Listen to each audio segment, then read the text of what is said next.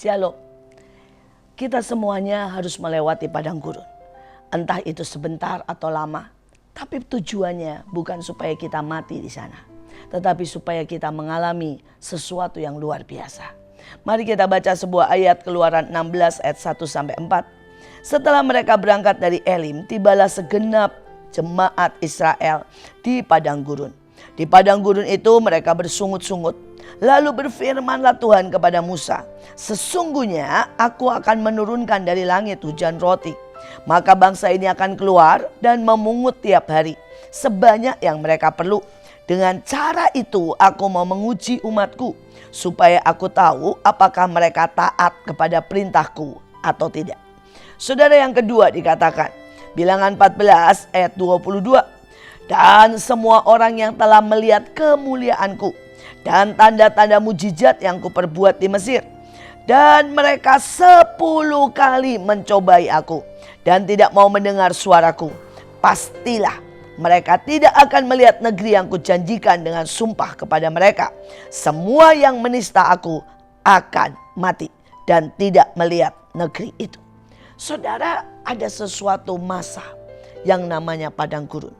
Dan masa inilah adalah tempat Tuhan menguji, Tuhan melihat, Tuhan mengorek hati kita. Tuhan mau membuktikan kepada dunia, kepada iblis, kepada banyak orang, siapakah kita. Persoalannya ada banyak anak-anak Tuhan yang tidak lulus pada waktu dia diuji. Mereka gagal pada waktu dicobai. Mereka hancur pada waktu Tuhan ingin membuktikan bahwa mereka adalah orang-orang yang ajaib, yang memilih Tuhan, yang mengerti Tuhan, yang mentaati Tuhan.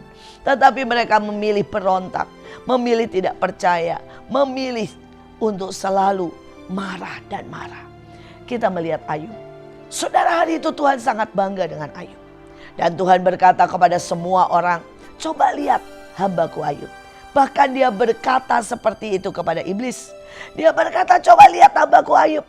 Dan Ayub mendapat ujian. Tiba-tiba iblis berkata, mari kita uji. Apakah dia sungguh-sungguh percaya? Dan kemudian datanglah kematian buat anak-anaknya. Datanglah ternaknya semua dirampas. Datanglah penyakit kepada Ayub. Datanglah perpecahan di mana istrinya meninggalkan dia. Hari ini kalau ujian itu datang, apakah kita bisa untuk berkata, Tuhan, hatiku percaya. Ayat yang berkata hari itu Tuhan menurunkan hujan mana. Dan tiap-tiap orang harus mengambil sesuai dengan bagiannya. Sesuai dengan kebutuhannya. Tetapi ada banyak dari mereka yang tidak taat.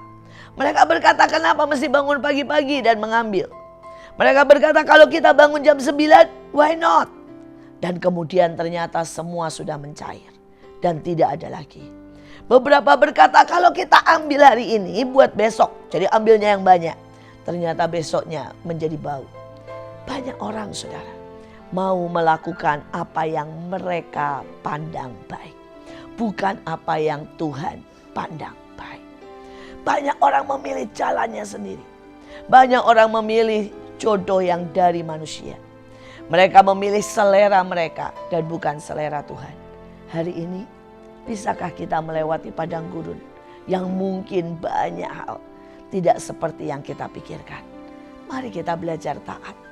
Mari kita tidak bersungut-sungut walaupun kita melihat kemuliaan Tuhan. Dan kita cuma berkata, oh itu buat orang lain dan saya tidak mengalaminya.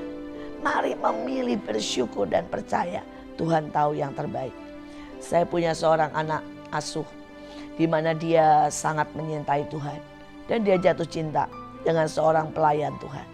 Dan menurut dia itu adalah seleranya, seorang kebapaan dan seseorang yang memanjakan dia, seseorang yang menjemput dia pulang dari kuliah. Dan kemudian mereka jatuh di dalam perzinahan. Pada waktu itulah hidupnya mulai berubah seperti padang gurun. Karena tiba-tiba pria ini menyuruh dia untuk menggugurkan. Tiba-tiba pria ini berubah menjadi seperti dalam tanda kutip singa yang mengerikan. Selalu kasar, selalu marah. Dan kemudian keluarganya tahu dan keluarganya mulai memutuskan dia dan menarik dia. Dan kemudian mengunci dia dan berkata tidak boleh pelayanan. Banyak hal terjadi. Hari itu dia menangis. Hari itu dia berkata, apakah ini ujung dari sebuah pelayanan? Apakah ini yang didapat dalam sebuah pelayanan? Tapi saya bersyukur anak ini memilih bangkit.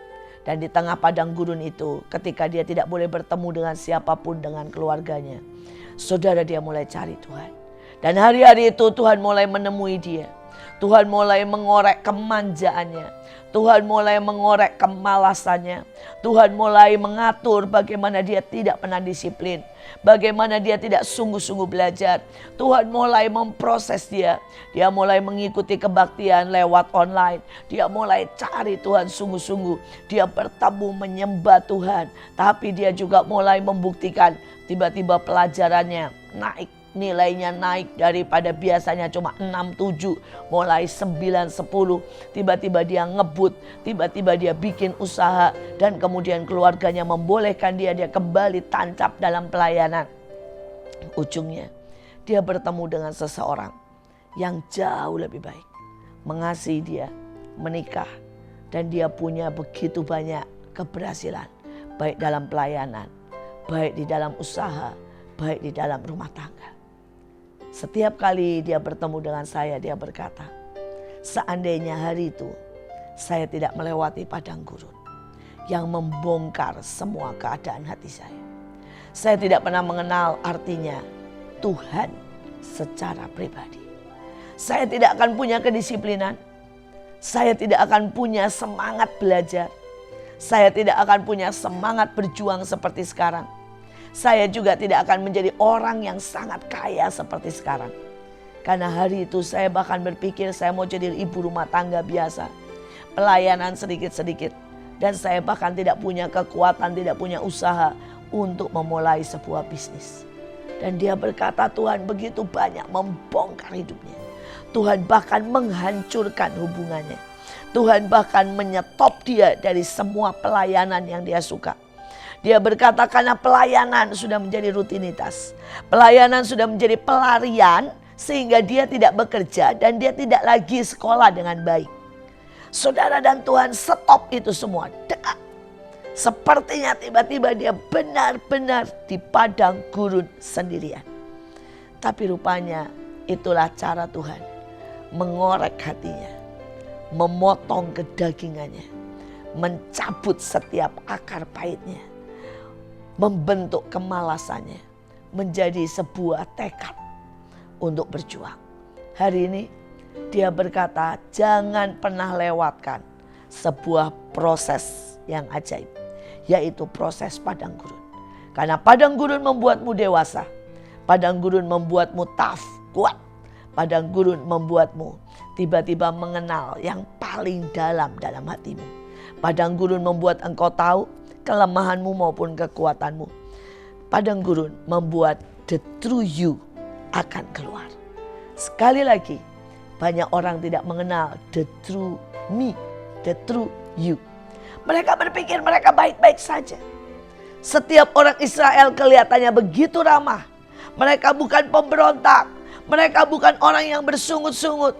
Bahkan mereka bertahun-tahun menjadi budak. Dan mereka kelihatannya sangat taat. Tetapi pada waktu mereka masuk di padang gurun, maka keluarlah semua keliarannya. Keluarlah semua hasrat dan nafsunya. Keluarlah semua pemberontakannya. Keluarlah semua ketidakbersyukurnya. Hari ini, apakah kita siap jika Tuhan membongkar semua dalam hidup kita? Jangan lewatkan proses ini. Proses padang gurun membuat the true you. Tapi membuat Tuhan menguji, Tuhan membentuk, Tuhan mengangkat. Tuhan Yesus memberkati.